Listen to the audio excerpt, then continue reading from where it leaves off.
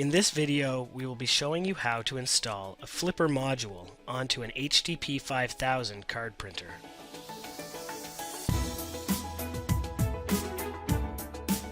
The flipper module has two mounting tabs, while the printer has two slots that they will go into.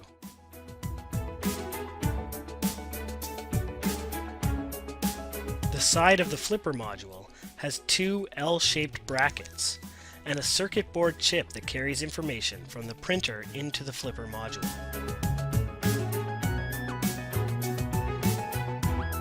On the printer side, you have the two L-shaped slots and a connector where the circuit board from the flipper module is going to be inserted.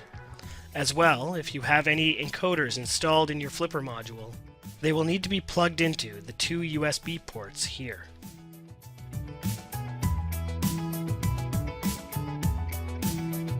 Next, place the flipper and the printer side by side and line up the slots and gently push them together. And since we have to secure them with screws, we are going to tip the whole printer over onto its back.